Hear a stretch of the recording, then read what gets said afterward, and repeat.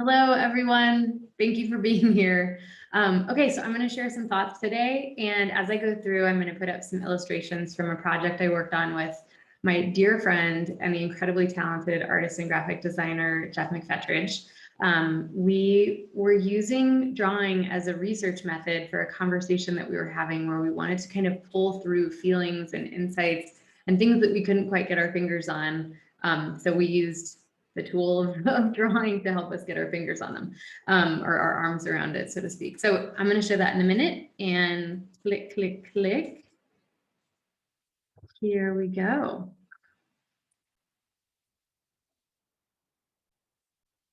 All right.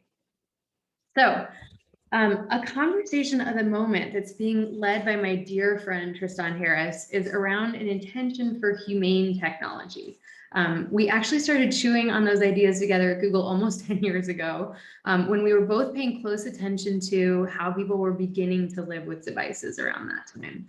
And he was focused on social media, its effects on the reward centers of the brain, time well spent, and the famous deck that grew into the film, The Social Dilemma. And at the same time, I was becoming curiously aware of the profound new ways that people were beginning to behave and be with voice assistants, ambient and artificial intelligence. And the thing is that we are living it now. We can see and feel where we are with that. It's not like before. Tech and product design is no longer about simple things like rounding corners or friction, gradient surfacing, information discovery. We're designing for feelings, for shapes of being. There's a sense of relationship even, and it shifts our very consciousness. Technology has become so much more like clay than like rigid glass. It's learning and shaping shaping to us as it lives with us. And, to show you what I mean, here's some math from my research about 5 years ago. And this wasn't a whoa because of the density of interaction. It's not like, oh my God, what do you mean we're on our devices all the time? But the sensitivity of it, technology floats in the most intimate spaces of our being now, when we're alone and with each other. It's on our bodies. It's literally touching and tapping us. It's by our beds and in our living rooms and our cars saying good morning and good night and everything in between. And so the data from my research showed that people touched or tapped or whatever their phone 13,000 times a day, and that 71% sleep with the phone within a foot of their brain. So right by the bed, teens, it's under the pillow. What's funny too is with things like Google Home or these assistants that are kind of in devices around the home, 86% of people, when they're talking to it, make eye contact and kind of look for that register, and 29% gesture at it. So what's funny is that's without a camera. This was before Facebook Hub and stuff that I did this research.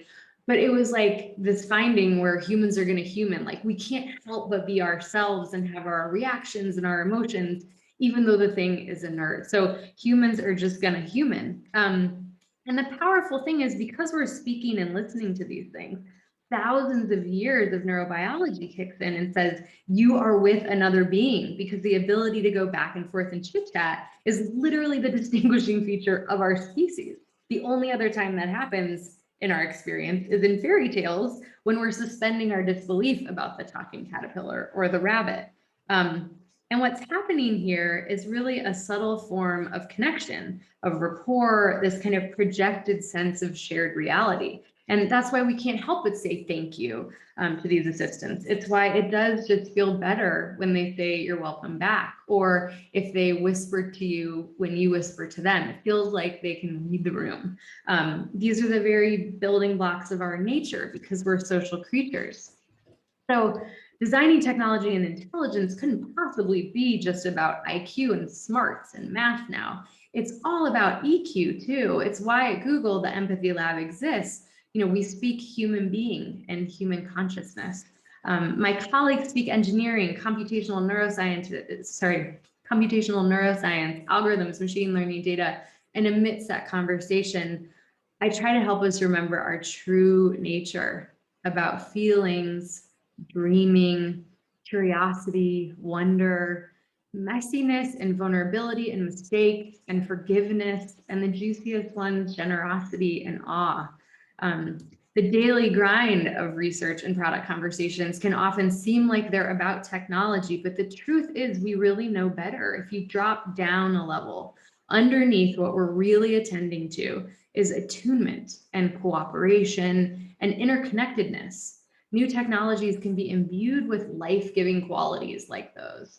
Perhaps then instead of AI or an Internet of Things that we think we're designing, we'll realize that we could feel ourselves living in this invisible social atmosphere, kind of silently supported by like a net of spirit that connects us and relates us to everything else.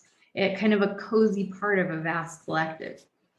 And that's why at Empathy Lab, we work with these ideas by learning, of course, from the deepest aspects of our kind of being human, but also interconnectedness in all its forms. So not just babies, but honeybees and bonobos and even the mycelium network of mushrooms. If we view Earth at one level, we see a vast spectrum of differences between individuals, cultures, species, environments. But if we zoom out to the Eames power of 10 levels, we see a planetary social fabric that's woven through all things and all beings. The common thread of the shared fabric are the invisible universal codes that are wired inside of all of us, that neurobiology that is common. And that's over, just the last 3 or 4 billion years.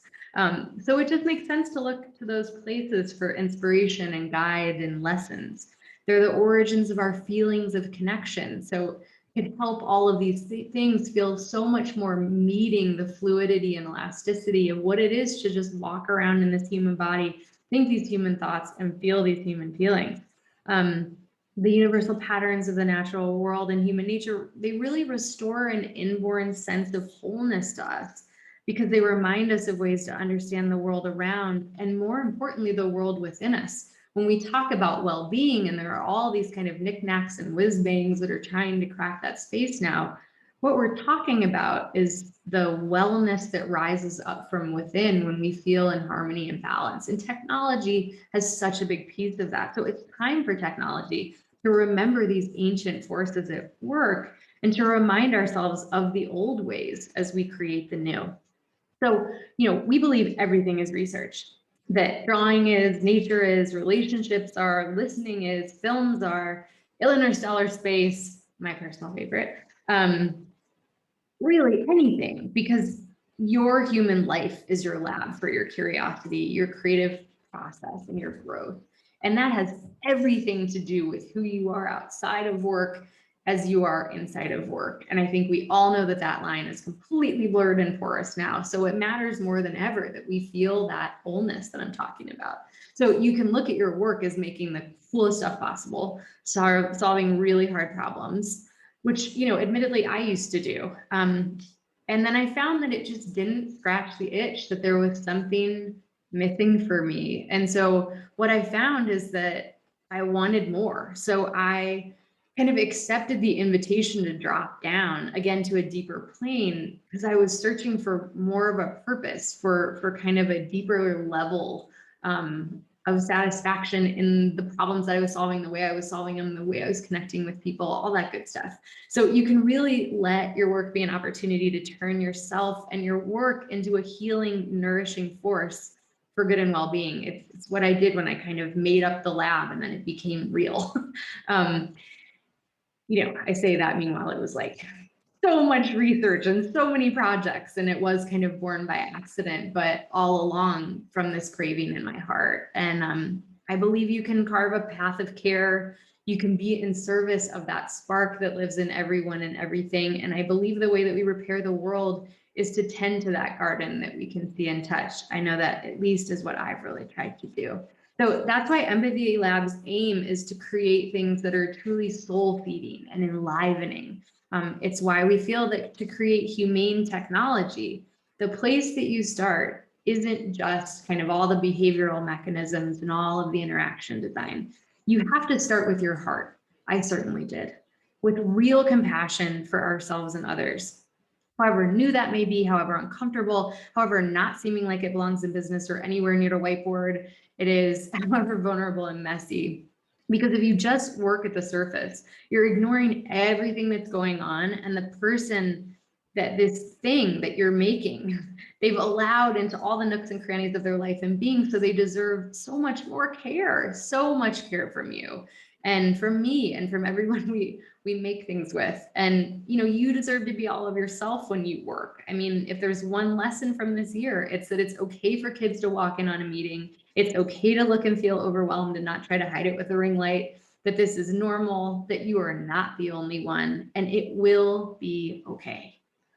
But we don't go to school for that stuff, right? You know, to find a way into and through the human moment and feel our feelings and have empathy for each other and just kind of relax, knowing that it will be okay, even though it really doesn't feel like it's going to be okay and you don't know how it's going to be okay.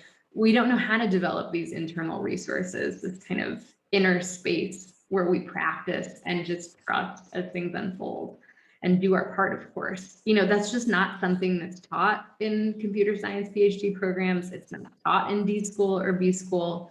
So the real question is how, and that's what I've spent so much of my entire career trying to figure out secretly while I was doing the work. And then at one point they just blended. So how? Well, there's the mind path. And hey, I work at Google, so that's super important.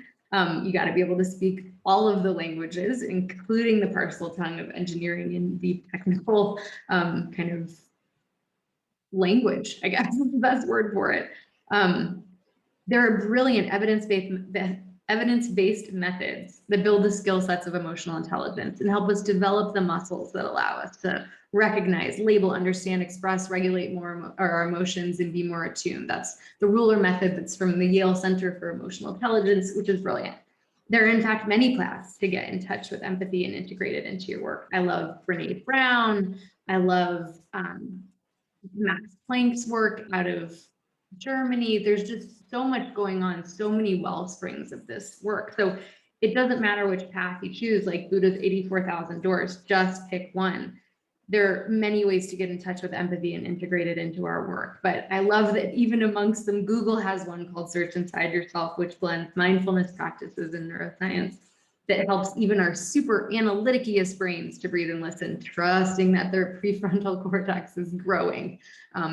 But for me, you know, it actually took a real guide. I studied all that stuff and practiced and did it on the weekends and took workshops and did the thing. And what I found was that when I met someone who had made the journey already, someone who could show me the deeper way inside of myself and into my own heart, that's when I really started to get it, to feel it, and where it started to come out of me from a more automatic place, a naturally rising place, versus trying to kind of keep track of the math of empathy. And I don't know how many HR workshops and skill things you guys have done in your development, but there's a point where you're like, okay, I have to think about this so much, I'm not sure I'm feeling it. So the truth is that being a being is far more of a mystery school where the methods are written inside of you to discover. It's one you enter through your mystical human heart. The magic enters when you go beyond the mind and when you're in the realms of intuition and imagination. So I was graced to be able to spend time with this great being who was the guide I was just speaking of. He'd already walked this path from being a psychology professor at Stanford to being the father of psychedelics with Tim Leary at Harvard to bringing the spiritual heart of the Himalayas to the West. He wrote the Consciousness Bible, the seminal Consciousness Bible, 50 years ago, Be Here Now. His name is Ram Dass, and he taught us with that and everything afterwards to remember to trust our hearts again, to tell the truth, to carry your heart in a way where you're able to share it with everyone. And so I was deeply connected to his work. It felt so resonant and freeing for me. I never understood how the fuck it was going to relate to my work at Google, but somehow it did. And this is the film that we made together.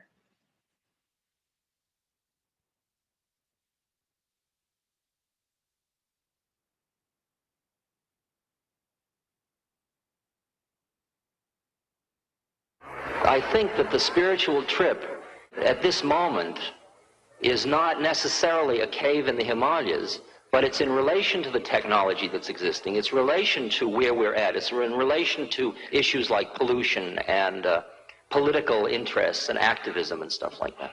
I think that's all part of one package now. The game is to be where you are, be it honestly and as consciously as you know how. I don't know about you, but I've been sort of wondering what's happening these days. What is this moment about? Some people feel there is a sense of change in the air. I guess it depends on where you're looking at it from. We are functioning still under the myth that the rational mind is more user-friendly than the intuitive heart mind. We got so enamored of the power of our analytic mind because look, we can go to the moon. We've cracked the genetic code. Our astronomers now can look back to the beginning of time. Our technology is so advanced it makes Star Trek obsolete. We're suddenly all privy to everything. We live very much in our minds. One of the powers you and I have is the power of this intellect. Because it turns out that the intellect is only one way of knowing the world. There's this other part of you related to the heart, which has no boundary to it. It doesn't know the universe through objective means. It doesn't know the universe dualistically. It doesn't know the universe about thinking about something. It is one with it. But it isn't as if we have to choose one versus the other. We've got both of them. We are at wise person training. Science and its products must be tempered with wisdom. It is not a substitute for wisdom. This moment has in it the fear, the possibility, the end, the beginning. It has the sadness, the hope, the hopelessness. And if you're afraid of change, you are going to be part of the problem. And if you can say, here we go, you could be part of the solution. What could it possibly mean to transform the world? Transformation doesn't begin with an institution. We don't organize to transform the universe. We start with the individual human heart. It takes only one heart to start the whole chain. Be here now. The lesson in this incarnation is to love. To love.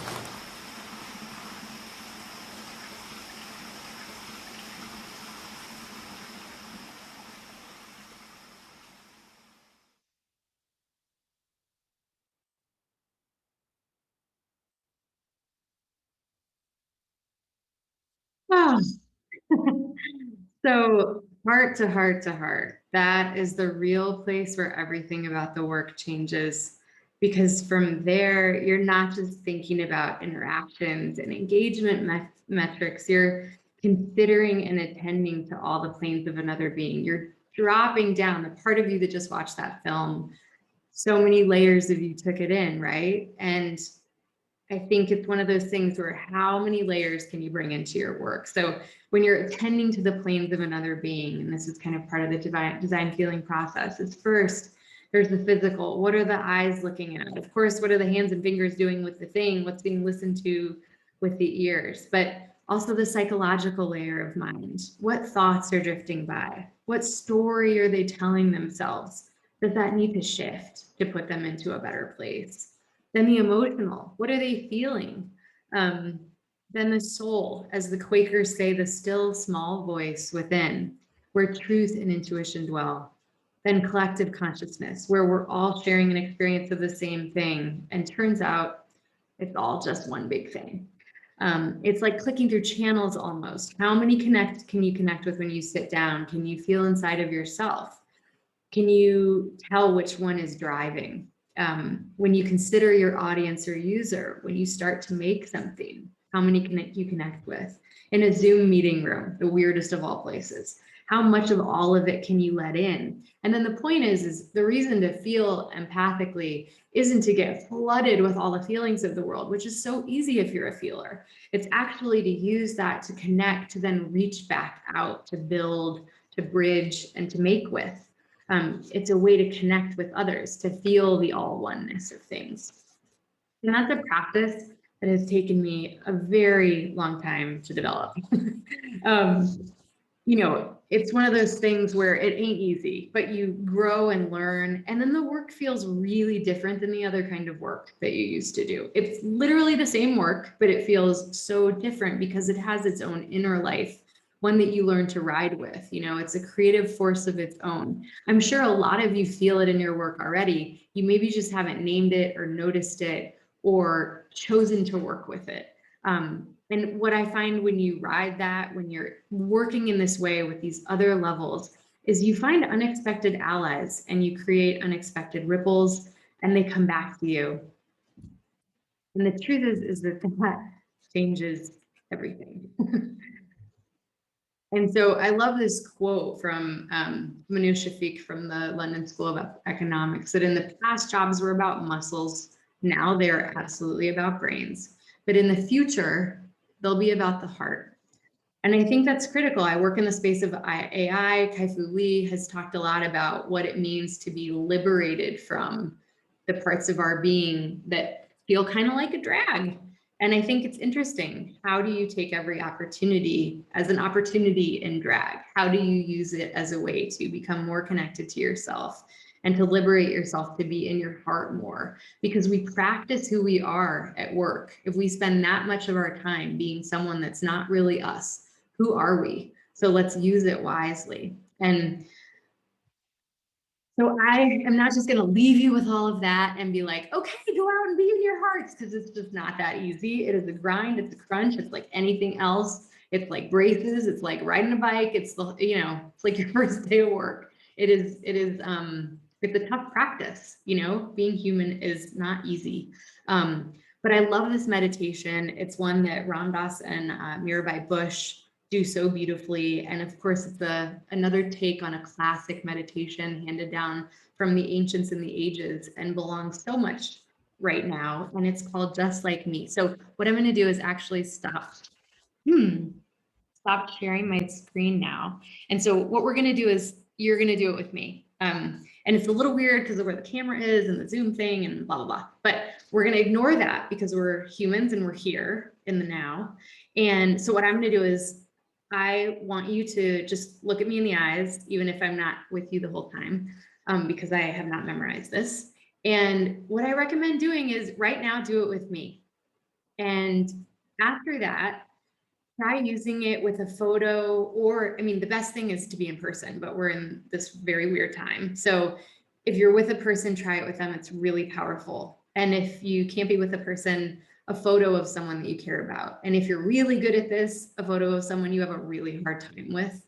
And if you are finding yourself in a meeting where you're spacing out or where you're just kind of exhausted, and the apathy is kicking in, then use it then. Use it in any moment where you just want to call yourself in.